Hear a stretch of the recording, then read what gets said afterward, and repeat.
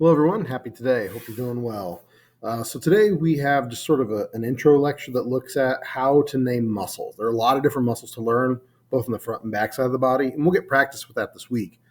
But what I wanted to do was sort of talk about how names are derived. Some names are a little tricky, but if we understand the ways in which muscles are named, then it might make it easier to remember those muscles and what they do.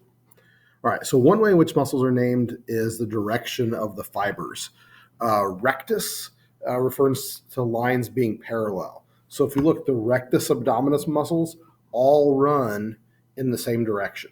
So the rectus abdominis muscles, like your six-pack abs kind of deal. So again, because those muscles run the same direction, it gets the term rectus. So rectus abdominis.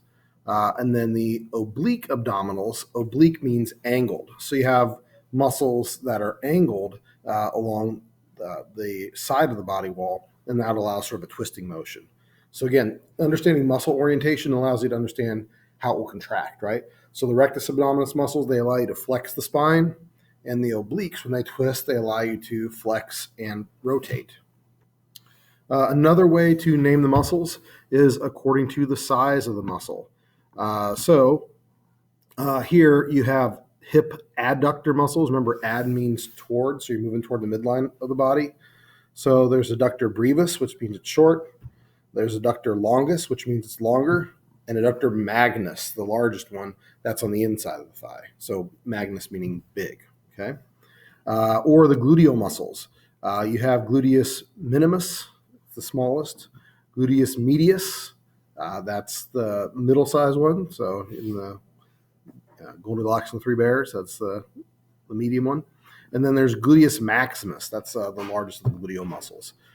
So you can see medius and minimus are more on the outside of the femur. They attach to the outside of the femur, so they'll be involved with hip abduction.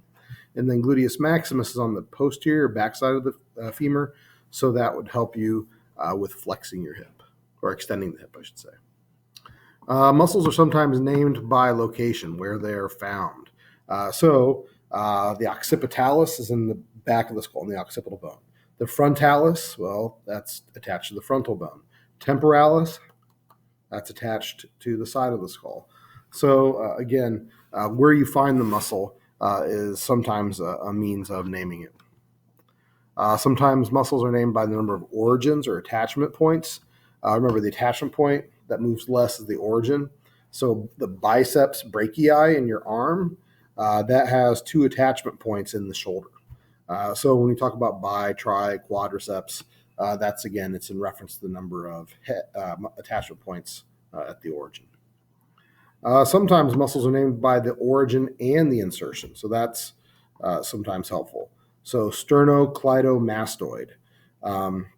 If you recall, the sternum and the clavicle are on the front of your chest, and then the mastoid process is behind your ear. So this muscle, it's like a strap in the neck. It goes from behind the ear to the front of the chest, so it runs down the front. And when it contracts, it lets you turn your head or flex your neck. Okay, but again, it's named by where it's attached. Sometimes muscles are named according to shape.